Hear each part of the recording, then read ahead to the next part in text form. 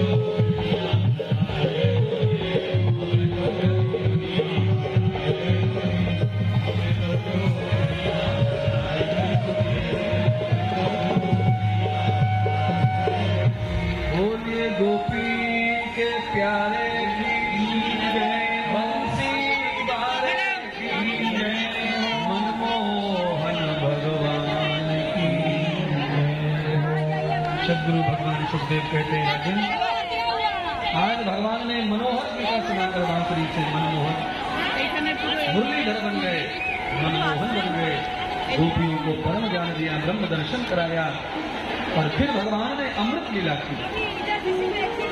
गुहितम सखान वर्धिता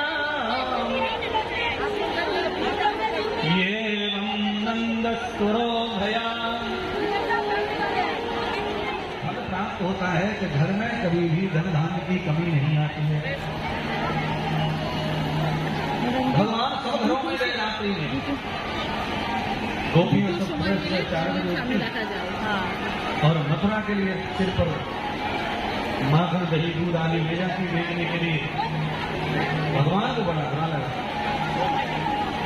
बुरा इसलिए लगा क्योंकि भगवान अपने मित्रों के साथ ही खेलते था कि उनकी जो माताएं हैं, घर में जो दूध होता है उससे सब मथुरा बाजार में बेच देती है, और बच्चों को घी खाने को मिलता है, माखन दूध और दही। तो भगवान नाराज हो गए। भगवान ने आकर बाबा से शिकायत कर दी, बाबा माँ का दूध और गाय का दूध कभी बेचना नहीं चाहिए, ये अपराध हो रहा है। बाबा धन धान्य सब नष्ट हो जाएगा। गाय का दूध बेचने वाला कभी धनवान और सुखी नहीं रहता, चाहे वो 100 गाय पाले, चाहे वो 1000 गाय पाले, चाहे वो जितना व्यापार कर ले दूध का गाय का, वो कभी संपन्न नहीं होगा। क्योंकि अपनी माता का दूध बेचना, गाय का दूध बेचना अपराध ही है। अब दुनिया गाय पाले तो पाले कैसे, भी दूध नहीं बेचे तो कैसे आएंगे धन धान्य, कैसे घर चले, कैसे गाय का चारा है, ये भी बात है। गाय की सेवा में, गाय के लिए जो भी होता है बेका खोची, वो गाय की सेवा में लगे, वहां तक ठीक है। पर गाय का दूध बेचकर अपने शौक मौज पूरे करना ठीक नहीं है।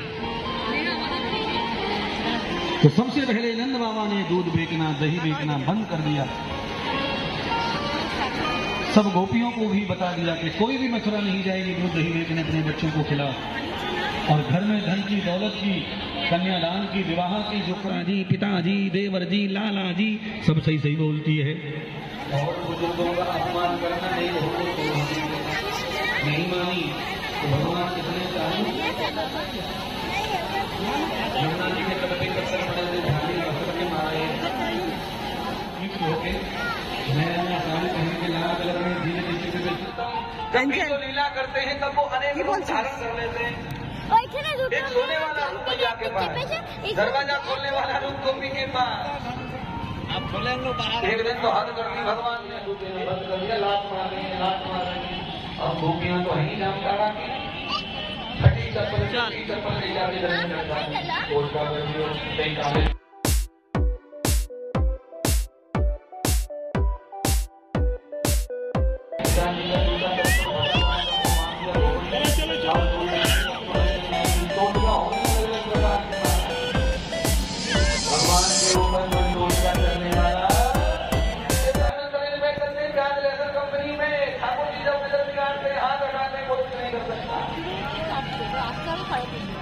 भगवान के ऊपर किसी का भाग पूरा करने वाला नहीं है।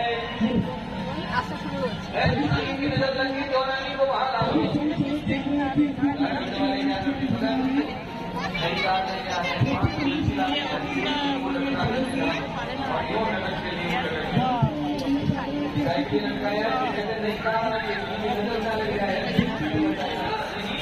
नहीं है।